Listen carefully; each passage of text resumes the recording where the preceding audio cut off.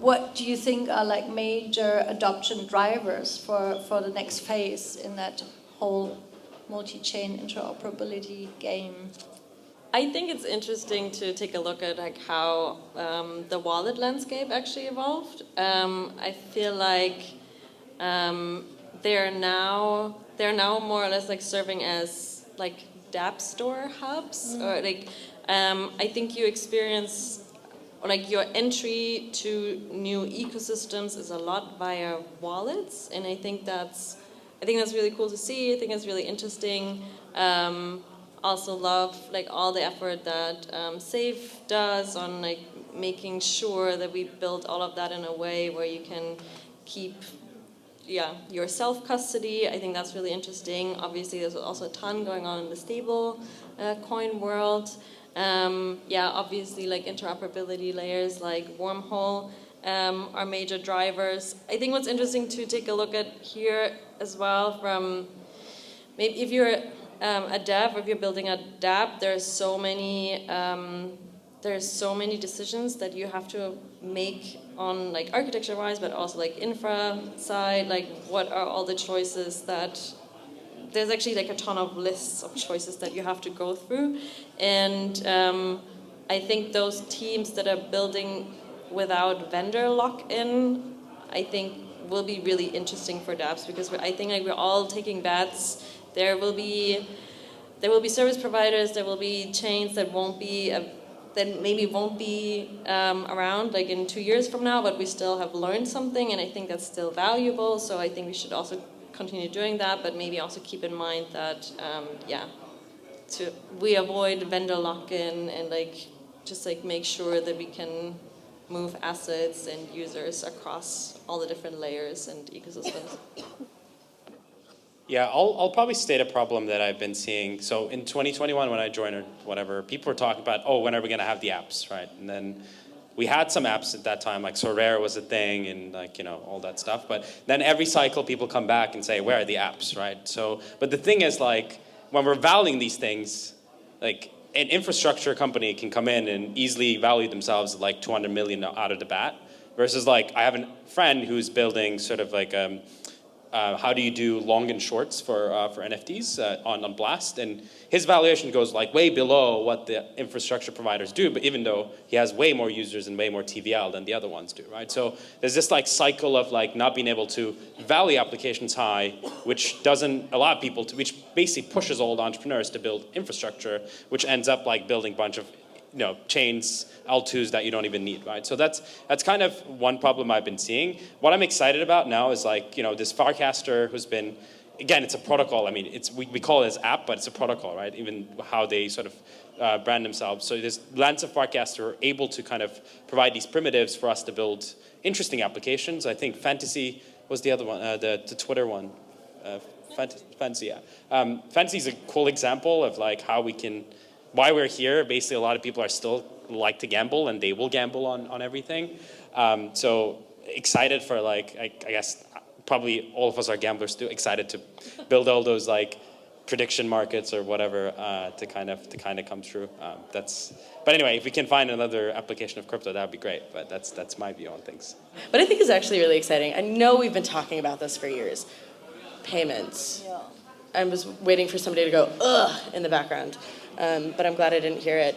We're starting to see some real adoption happening. And I just had a meeting this morning with a team in Latin America. They're working on payments, obviously with volatile currencies. Sometimes by the time you get paid and by the time you make money on the volatility, but if you're an average person getting paid your wage, by the time you make it to the bank to cash out, all of a sudden you've lost 50% of your wealth.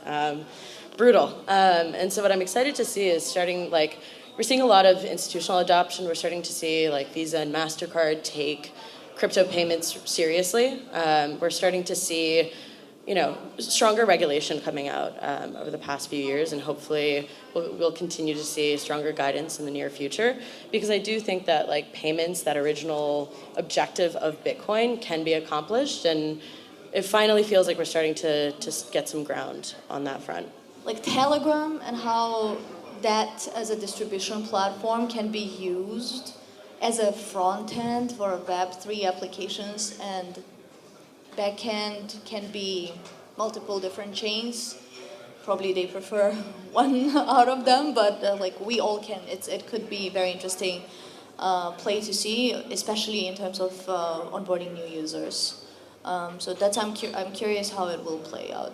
We have this project called Bonkbot, which is here What we is go. it called? Here we go. What is it called? Bonkbot. Bonkbot. Yeah, and they are a Telegram bot.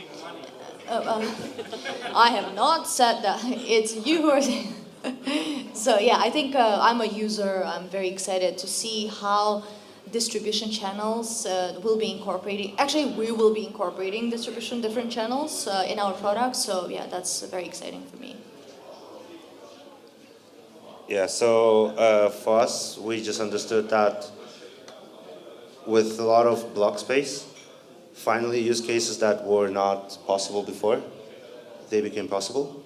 And one of this is gaming, of course, where people who are building rollups for gaming chains, like Orderly, for example, they're just paying right now nothing. And they have their own chain, they're super happy, their customers are like seeing this amazing MetaMask, like, oh, you made a move, pay a transaction. You're like, why? So yeah, now they're subsidizing the cost and they're focusing heavily on customer retention and acquisition, which is amazing to see. Same basically go with Argus, like they kind of build this semi-protocol / abstraction for gamers to build mechanics on chain. We see this as a fantastic move. And last but not least is people who in Berlin here will understand that techno is actually an art. And just for you to understand, techno became art and adopted heavily in Berlin because there was abundant space in East part that people were just squatting, bringing this, and just experimenting with high BPM music that they heard somewhere from Detroit.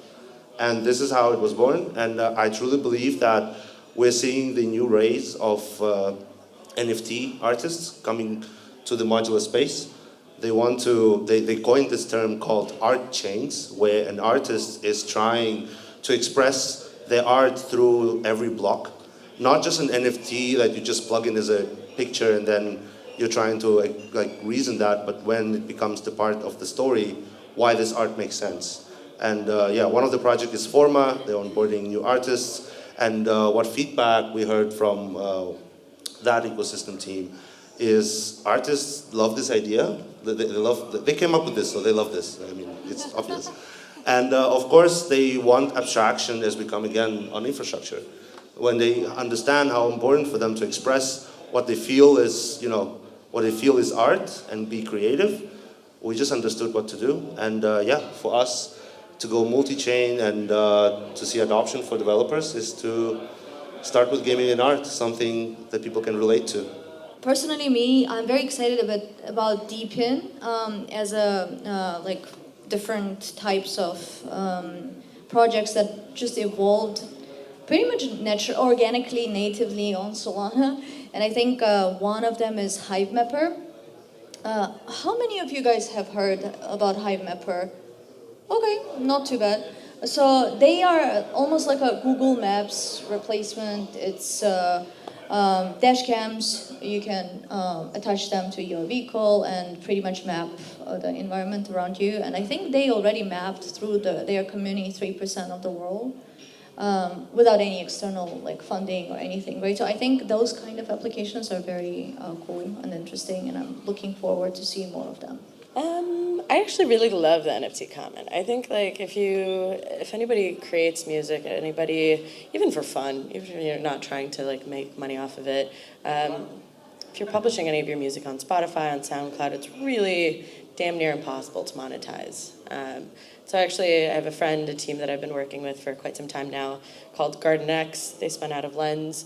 They're really focused on ownership and distribution via blockchain, but without having artists go through the pains and the throes of setting up wallets and wondering which chains they need to be building on. They're really trying to simplify the process the best they can, and they're starting to work with organic grassroots communities. I'd say adoption drivers for crypto in general that are coming would be institutions building on top. Now we have institutions and governmental organizations that are interested in utilizing the infrastructure. We have banks and financial institutions that are actually finally paying attention. Financial institutions and regulated assets are going to drive a lot of adoption in the space, and it will mean that we're not just like working within each other. We're not just like on top of each other or working with ourselves. We'll be bringing in the outside world more and more as the infrastructure starts to mature. For Wormhole itself, I would say adoption drivers are a massive explosion and proliferation of new chains everywhere. On top of that, we have people wanting to make sense of all of that. So on those different layers, we have abstraction layers, intents layers that sit below the applications themselves.